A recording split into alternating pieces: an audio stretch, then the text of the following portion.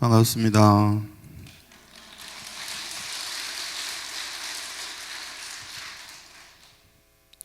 동지달 초하루가 되었습니다. 동지 섣달이라고 하잖아요, 그죠? 동지달이 되면 애들은 한 해 마무리를 이제 서슬 준비를 하셨습니다.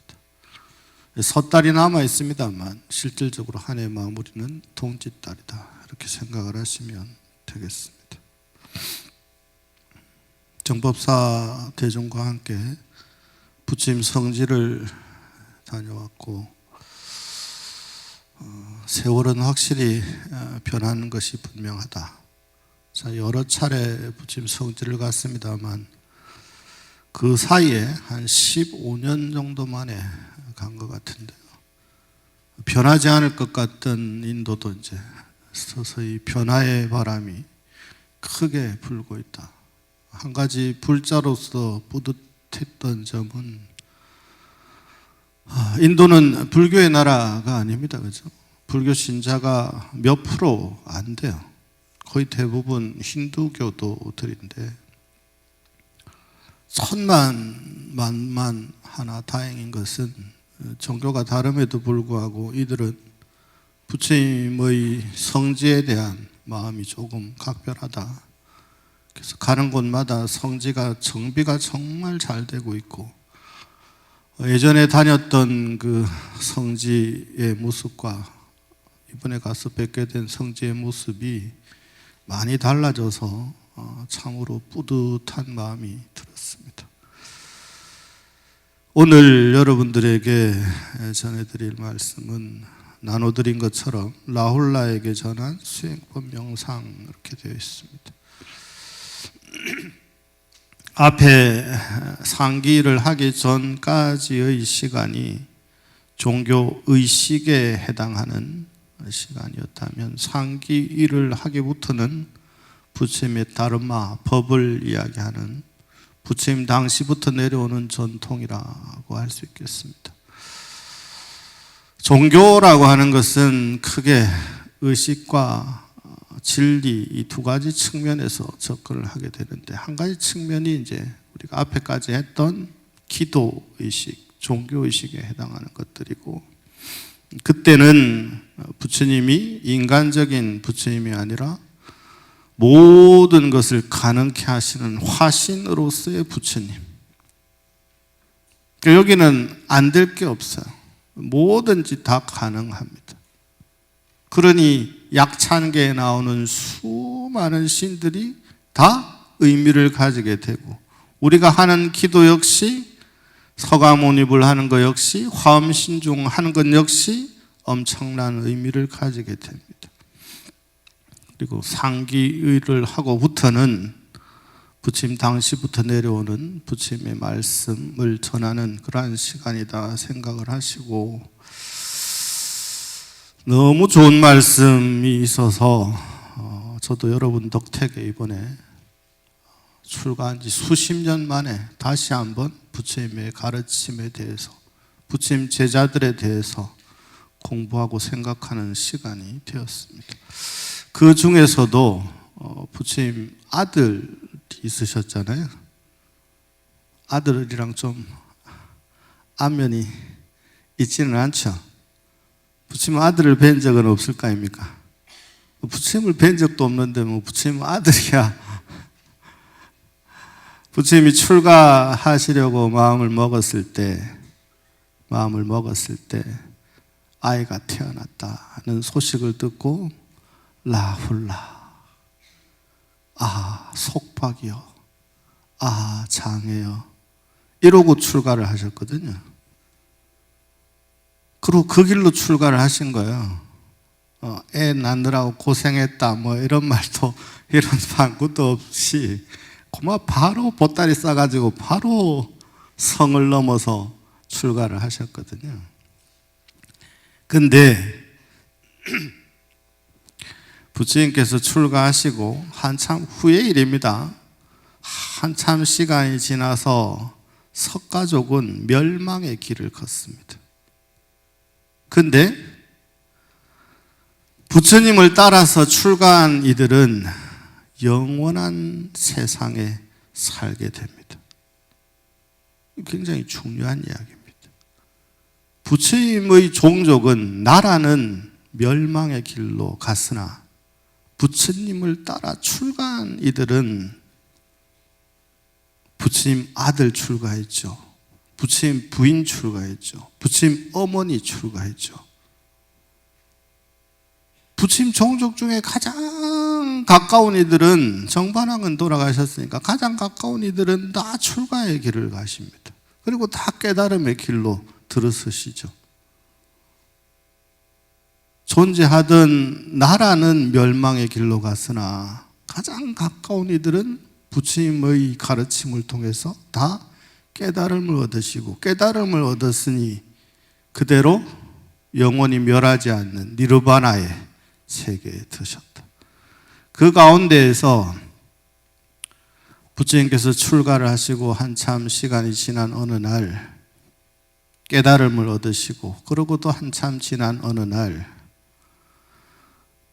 라울라의 어머니가 부처님을 찾아뵙고, 라울라야 부처님을 찾아뵙고 유산을 달라고 하여라.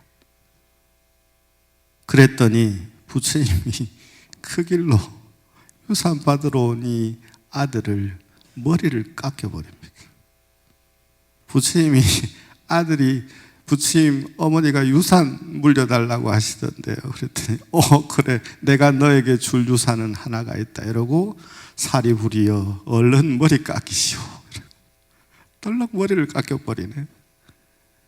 그래서 어린 스님의 시작이 라울라입니다. 첫 시작이 부처님 아들이에요. 부처님 아들이 사미승으로 시작이 됩니다. 그때 비로소, 그 이전까지는 20살 넘기 전에 출가가 안 됐거든요. 그래서 이 사미승이라고 하는 제도가 생긴단 말이에요. 예비승이라고 하는 제도가 생긴단 말이에요. 그때 유산으로 출가를 받은 라울라가 다행히도 부처님 말씀을 따라서 열심히 정진을 하는데, 습관이라고 하는 것이 그렇게 빨리 없어지지를 않는단 말이에요. 알게 모르게 왕자의 신분으로 살았던 습기가 나온단 말이에요. 습관이 나온단 말이에요. 그 중에 하나가 거짓말하는 습관이 있는 거예요. 거짓말이 그냥 거짓말이 아니라 평소에 살던 습관이 있으니 현실과 동떨어진 이야기를 한단 말이에요.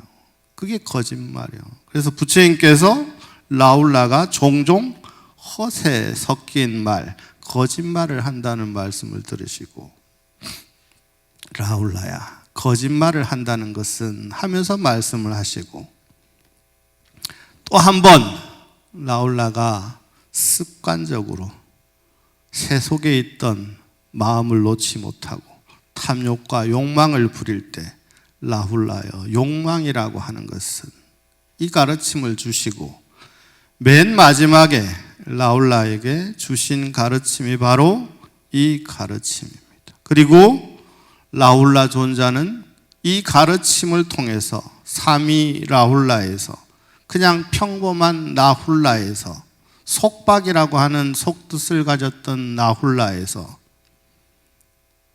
진리를 깨달은 수행자, 아라한의 경지에 오른 자라로 바뀝니다. 존재의 전환이 이루어지죠. 그 가르침이 바로 여러분들에게 일러드릴 이 가르침입니다. 그리고 여러분 앞에 이렇게 웬 심이 탁발도 알 텐데 밥그릇 같은 걸 쭉 늘어놓고, 이게 요새 뭐 싱잉볼이라고 하는데 원래는 싱잉볼이 아니고 그냥 법구입니다. 법구. 진리의 도구라고 표현을 하면 되는데, 총 몇 개가 있습니까? 몇 개가 있습니까? 7개가 있죠. 인도에서는 전통적으로 인간의 몸에는 7개의 중요한 기관이 있다, 이렇게 이야기를 합니다. 그 기관을 어려운 말로는 차크라라고 하고, 그 가운데에서 인간의 머리끝에서 발끝까지 7개의 차크라가 있다, 이렇게 이야기를 합니다. 그 말인즉슨 요 하나하나가 각각의 차크라, 우리의 몸과 직접적인 관계를 갖고 있다, 이렇게 보시면 됩니다. 그래서 이런 법구를 구하실 때는 어디 저 장터에서 이렇게 막 밥그릇 사듣기 이렇게 사면 안 된단 말이에요. 그래서 이걸 어떻게 한번 구해야 되겠다 하고 있었는데, 성지순례 당기면서도 영 마음에 드는 걸 못 만나다가 부침 정각을 이루신 보드가야에 가서 딱 제가 원하던 법구를 딱 만나게 됐어요. 그게 바로 이 여러분들 앞에 이렇게 펼쳐져 있는, 그리고 저만을 하고 제가 여기다가 원래 의식을 해야만 이것이 일반 기물에서 법구로 바뀝니다. 그냥 장난감처럼 막 이렇게 쓰면 그것은 장난감이고, 진리의 도구로 바뀌려면 반드시 저만 의식을 해야 됩니다. 그래서 저만 의식을 해서 이렇게 마련을 해놨는데, 신기하게도 이걸 구하고 나서 거사님이 스님이 필요하신 걸 공양 올리고 싶다 이래가지고 저는 슬쩍 빠지고 그 거사님이 공양 올린 게 됐어요. 그 역시 그분의 큰 마음이지 않을까 이렇게 생각을 합니다. 그 거사님은 평소에 부부가 오신 분들인데 평소에 절을 다니시는 분 같지는 않아요. 근데 뭔 마음이 일어나셨나 봐. 숙소에 머물고 있는데 스님 잠깐만 내려와 주시면, 그래서 밤에 내를 왜 찾노 이러고 내려갔더니 거사님이 스님 필요하신 거 뭘 하나 공양 올리고 싶다고. 그러냐고, 이거 하나 샀는데 그러면 다음에 이걸로 대신하는 걸로 하자고. 그러고 또 왔어요. 참 희우한 일이다 생각이 들고, 7개를 다 여러분들에게 알려드릴 시간이 있겠다 생각을 하고, 저 2층까지 소리가 들릴지는 모르겠습니다만 여러분들의 몸 가운데 각각 느끼는 바가 아마 다 다를 거예요. 다 다를 겁니다. 집중을 한번 해보시고, 어디에 여러분들의 기관 중에, 머리끝에서 발끝 중에 어디에 이 소리가 전달이 되는가, 영향을 미치는가 한번 경험을 해 보시기 바랍니다. 그러고 나서 부처님께서 라울라에게 전하신 이 수행법 명상을 한번 법문을 듣고, 그리고 다시 한번 또 경험해 보는 시간을 갖겠습니다.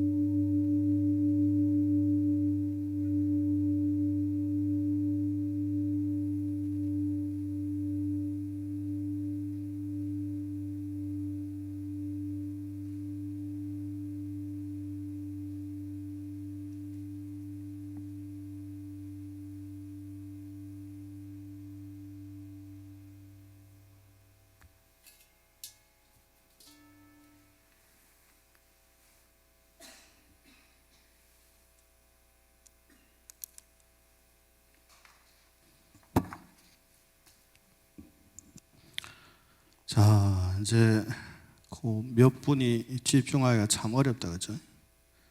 그러면 까똑은 지도 공부하고 싶은가, 펄럭펄럭 종이를 굳이 여태 가만히 있다가 그때서야 종이를 만질 일은 무엇이며, 예?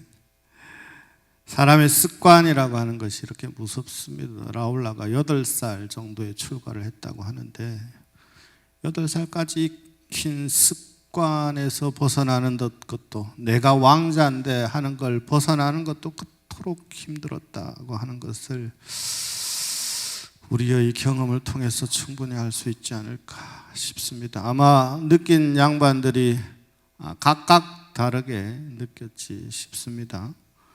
저 개인적으로는 이 머리 뒤쪽 그리고 심장 있는 명치 쪽에 전달이 많이 되었습니다. 여러분들은 어떻게 느끼셨는지 각각 잘 기억을 하시고 나눠드린 거 보겠습니다. 다 같이 한번 읽고 시작하도록 하죠. 라훌라야 여기에 비구가 숲속에 가거나 나무 아래에 가거나 빈방을 가거나 가부좌를 들고 상체를 고쳐 세우고 전면에 마음 챙김을 왕립하여 앉는다. 그는 챙김하며 숨을 들이쉬고 마음 챙기면서 숨을 내쉰다. 무상을 관찰하면서 들이쉬리라며 무상을 관찰하면서 내쉬리라며 공부 짓는다. 탐욕이 빗바램을 관찰함 들이쉬리라며 공부 짓고 탐욕이 빗바램을 관찰하면서 내쉬리라며 공부 짓는다. 소멸을 들이쉬리라며 공부 짓고 소멸을 관찰하면서 내쉬리라며 공부 짓는다. 노압 관찰하면서 들이쉬리라며 공부 짓고 놓아버림을 관찰하면서 내쉬리라며 공부 라훌라야 이와 같이 들숭환할 숨에 대한 마음 챙김을 닫고 같이 거듭거듭 행하면 실로 큰 결실과 큰 이익이 있다. 라훌라야 이와 같이 들숭과 대한 마음 챙김을 닫고 이와 같이 거듭거듭 행하면 마지막 들숭과 날숨이 소멸할 때 멸한다고 한다. 그것을 모른 채 멸하지 않는다. 세존께서 이와 같이 라훌라 존자는 흡족한 마음으로 세존의 말 크게 기뻐하였다나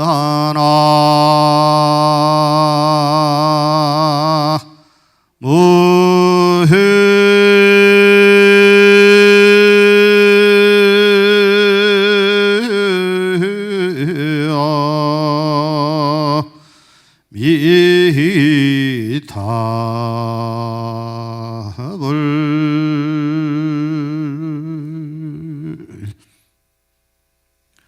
자, 이렇게 하면 저 수천 년 전에 인도 어느 곳에서 깨달으신 부처님이시자 라훌라의 아버지이셨던 열의 세존께서 라훌라라고 하는 수행자에게 일러주신 말씀이고, 뒤에 나무 아미타불 하는 순간 수천 년의 시간과 공간을 넘어서 조선식, 대한민국식, 현재식의 가르침이 되는 겁니다. 그러면 그 순간 보세요. 수천 년의 시간과 공간이 달라졌으나 똑같이 수천 전의 부처님의 가르침을 우리가 함께 수행하는 게 되는 겁니다. 옛날 어른들이 왜 나무 아미타불 법문 끝에 하셨느냐? 굉장히 중요한 거거든요. 여기에 보면 무상을 관찰하면서 들이시라, 무상을 관찰하면서 내시리라, 이걸 연불로 옮기면 그게 바로 아이고 관세음보살 아미타불. 뭐예요? 말만 달라졌죠. 하는 것만 달라졌죠. 한숨 쉴 때도 관세음보살 아미타불 하면 보세요. 숨을 들이쉬면서 내쉬면서 아미타불 관세음보살 아미타불 관세음보살 아미타불. 우리 승질이 급해가지고 한 방에 해치우는 걸 좋아해. 그래서 관세음보살 아미타불, 나무 아미타불 관세음보살. 조탁하는 거냐 한 방에 해버리네. 에? 하면서 나무 아미타불 관세음보살 하면 뭐야? 아미타불과 관세음보를 동시에 해버리네. 근데 이걸 알고 아미타불을 하고, 알고 화엄성종을 하고, 알고 서가모니불을 하게 되면 어떻게 되겠어요? 여기에 뭐라고 했습니까? 무상을 관찰하면서 들이시라, 무상을 관찰하면서 연불해라. 어때요? 무상을 관찰하면서 내셔라, 무상을 관찰하면서 아미타불 해라. 그냥 우리가 막 구제비로 아미타불 관세음보살 석가모니불 불러제끼던 거 하고 연불이 달라졌잖아요. 이게 살아있는 연불입니다. 그 근간에 무상을 깔고 아미타불 관세음보살, 무상을 깔고 서가모니불 화엄성종 하니까 내 스스로가 무상의 존재가 되어버리는 거예요. 이게 여러분 법화경에 보면 열의 좌입니다. 열의 좌를 뭐라고 하냐면 일체 개공의 자리가 열의 좌다, 이렇게 이야기를 하거든요. 어마무시한 말씀이에요. 일체 개공의 자리가 열애가 앉는 자리다. 법화경에서 일불승, 부처가 될 수 있다라고 말씀을 하시면서 부처가 되는 방법을 법사품에서 말씀을 하시는데, 그 법사품 가운데 보면 이 법화경을 지극정성으로 수지, 독송, 서사, 연설 하는데 어떻게 할 거냐? 열의 집에 머물러야 되고, 열의 옷을 입어야 되고, 열의 자리에 앉았을 때 그는 진정한 열애의 사자가 될 것이다, 이렇게 말씀을 하신단 말이에요. 그렇다면 과연 앉는다라고 하는 것을 왜 일체개공이라고 하셨을까? 여기 나오잖아요. 수행자는, 부처님의 제자는 항상 근간에 존재하는 모든 것은 무상하다라고 생각을 해야 된다. 무상하니까 허망한 것이 아니라, 부질없는 것이 아니라 무상하기 때문에 내가 가지고 있는 탐욕과 집착을 빨리 덜어낼 수 있죠. 우리 앞에 무상의 실체를 보여준 사례가 너무너무 많잖아요. 그토록 엄청난 부를 자랑하던 사람도 어느 순간 되면 이 땅에서 그 부를 누리고 살아가지를 못합니다. 그러니 무상한 거죠. 찢어지게 가난하게 살던 사람도 어느 순간 엄청난 부자가 되기도 하잖아요. 존재하는 삶에서, 이 세상에서 존재하는 모든 것들은 다 무상하단 말이에요. 근데 무상하다는 가르침을 듣고 대다수의 중생들은 허망하다, 부질없다 라는 생각에 빠지는 반면, 부처님의 제자들이라고 한다면 무상한 관계로 나의 삶이 너무너무너무 소중하다는 것을 알게 되고, 무상한 관계로 내가 가지고 있는 수많은 집착을 버려야 됨을 알게 된단 말이에요. 부처님께서 아들에게 전한 수행 방법이에요. 라울라야, 세상에 존재하는 모든 것들은 편하기 마련이다. 그러니 보세요. 결국은 출가했던 이들만이 영원한 즐거움의 세상에 논일고, 부처님의 종족들은 멸망의 길을 걷는단 말이에요. 존재하던 것들은. 들이실 때 무상하다, 내쉴 때 무상하다. 이것이 모든 명상이든 수행 방법의 가장 근간입니다. 그래서 호흡법이 중요하다. 들이실 때, 내쉴 때, 삶이라고 하는 거, 죽음이라고 하는 거 별거 아니다. 부처님 말씀하셨다 그랬죠. 들이쉬었던 숨이 내뱉지 않는 순간, 내뱉은 숨이 들이쉬어지지 않는 순간, 그 순간이 삶과 죽음의 경계다.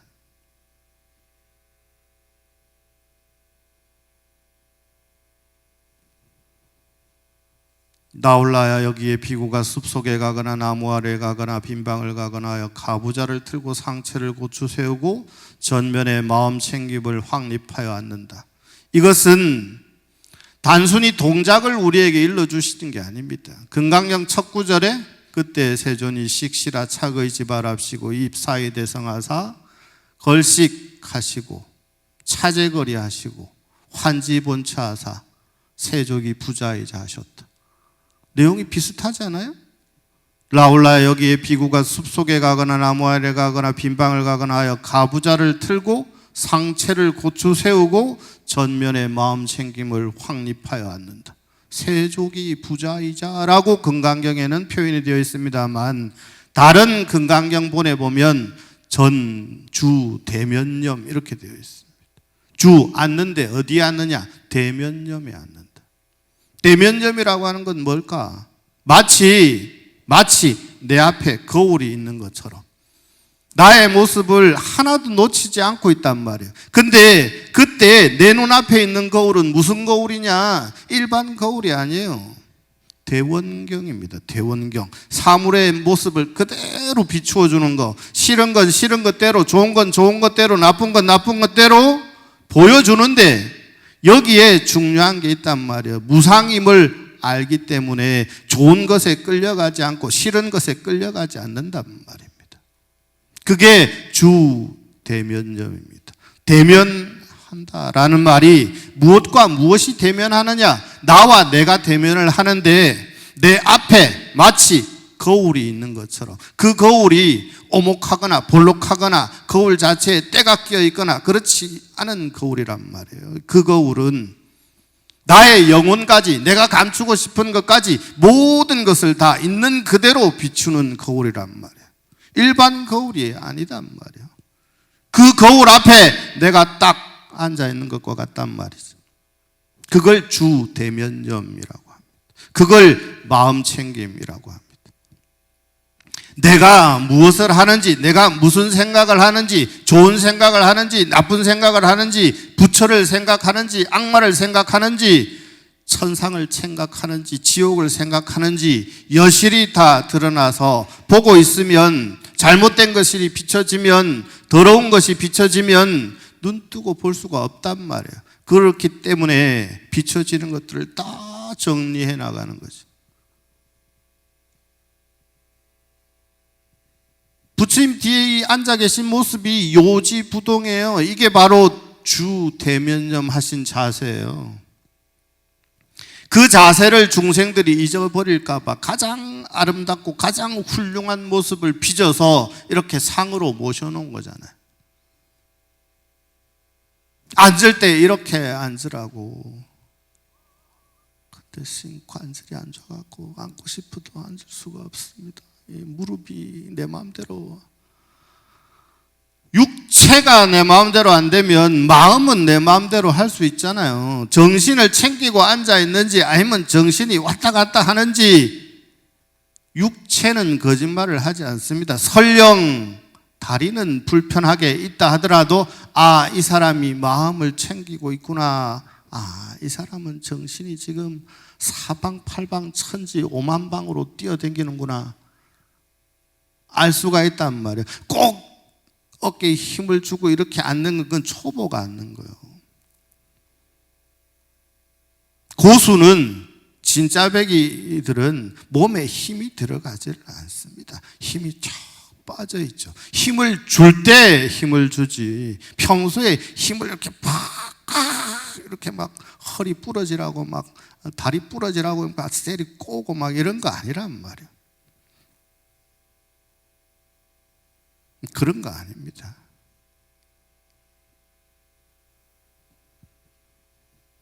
마음을 챙기며 숨을 들이쉬고 마음을 챙기며 숨을 내쉰다. 그러니 행주자와 어묵동정에 늘 마음을 챙기고 있는데 삿된 짓, 나쁜 짓, 안 좋은 짓, 더러운 짓을 할 리가 없죠. 행주자와 어묵동정에 마음을 챙기고 무상을 바탕으로, 일체계공을 바탕으로 사는 자가 그리 되어야만 인욕의 옷을 입을 수 있고, 그래 되어야만 자비심을 바탕으로 살아갈 수가 있는 겁니다. 그게 깨달은 이에 수행하는 자의 마음가짐이요, 수행자가 나아가야 할 바죠. 탐욕이 빗바람을 관찰하면서 들이쉬고 공부짓고, 탐욕이 빗바람을 관찰하면서 내쉬라 공부짓는다. 이 공부를 하게 되면 여러분 겁나게 비싼 화장품 안 써도 얼굴이 빛이 난단 말이에요. 왜? 마음에 생각에 찌끄러기가 없으니까, 더러운 게 없으니까, 몸에 안 좋은 걸 딱 들어오면 이거 안 좋은 거구나, 하지 말아야지, 먹지 말아야지 라고 자체 정화가 일어난단 말이에요. 그때 제가 한 번씩 이야기하잖아요. 얼굴이라고 하는 것은 얼의 통로다. 우리가 어떤 생각을 하고 있느냐, 얼굴에 그대로 드러난단 말이에요. 그래서 우리말 얼굴이 영혼이란 말이고, 굴은 통로란 말이고, 이 얼굴이라고 하는 것은 그 사람의 삶이 그대로 드러나는 거다.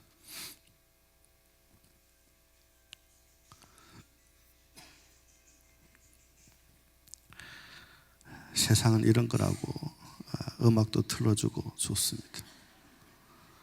소멸을 관찰하면서 들이쉬리라며 공부짓고, 소멸을 관찰하면서 내쉬리라며 공부짓는다. 잘 보세요. 맨 앞에 무상을 관찰하고, 두 번째 탐욕이 빗바람을 관찰하고. 탐욕이 빗바랜다라고 하는 것은 내가 가지고 있는 욕망과 탐욕이 점점 바뀌는 거예요. 이 탐욕의 자리가 뭘로 바뀌느냐?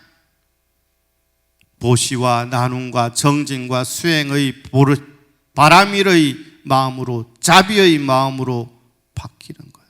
도리의 마음으로 바뀌는 거예요. 무엇이? 탐욕에 있던 자리가. 탐욕이 빗바래지면서 사라지면 그걸로 끝나느냐? 아니에요. 탐욕이 사라진 자리에는 보리가 자란단 말이에요. 탐욕이 점점 옅어지니 내가 가지고 있던 편견과 관념과 수많은 잘못된 생각들이 빛을 자연스럽게 바래게 됩니다. 그러니 이러한 것들이 소멸되고, 소멸되면 놓아버리게 되고, 자, 단계가 무상을 관찰하고, 탐욕이 빗바람을 관찰하고, 소멸을 관찰하고, 놓아버림을 관찰한다. 그러면 마침내 라울라야 이와 같이 들숨과 날숨에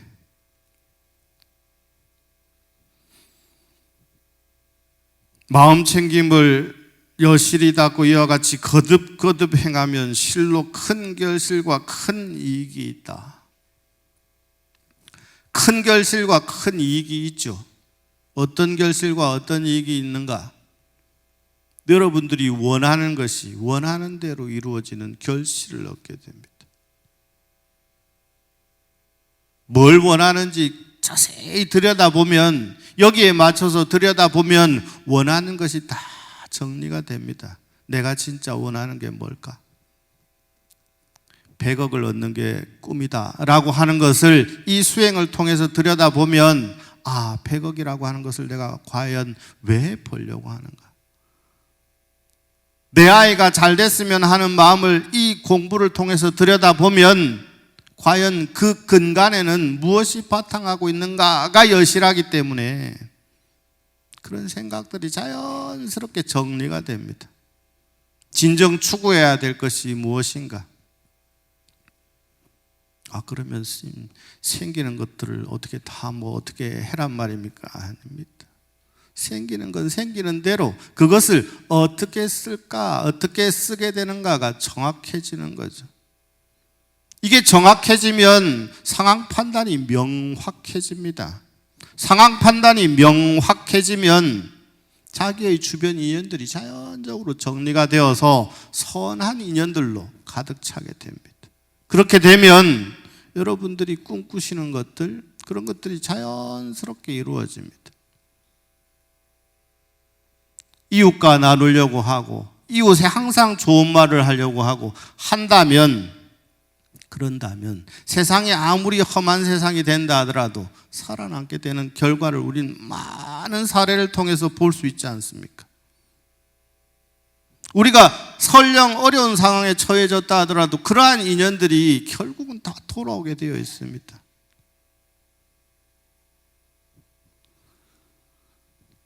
라울라야, 이와 같이 들숨과 날숨에 대한 마음 챙김을 닫고 이와 같이 거듭거듭 행하면 마지막 들숨과 날숨이 소멸할 때에도 멸한다고 한다. 그것을 모른 채 멸하지 않는다. 세존께서 이와 같이 설하셨다. 라울라 존자는 흡족한 마음으로 세존의 말씀을 크게 기뻐하였다. 이게 초기 경전이거든요.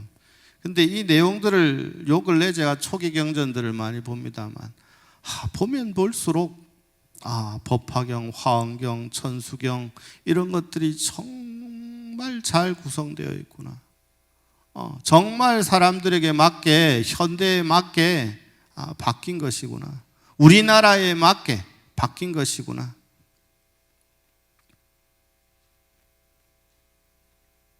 초기 경전과 대승경전의 차이가 어디에 있습니까? 언어의 차이뿐입니다. 내용을 들여다보면 부처님께서 성도하시고 바로 화엄의 세상을 깨달으셨다라고 이야기를 하고, 수많은 대승경전의 가르침들이 다 부처님 성지와 연결되어 있거든요.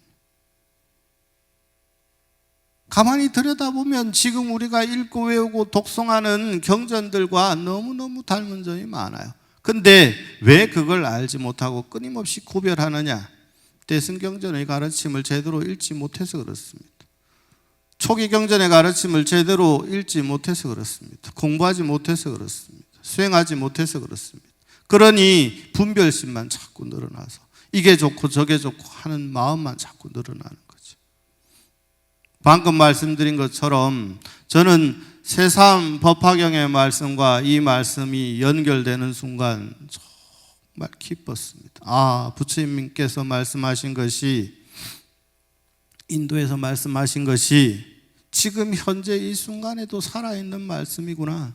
근데 이 살아있는 말씀으로 느끼려면 본인이 살아있어야, 그래야만 이 말씀들이 생명력을 얻게 됩니다.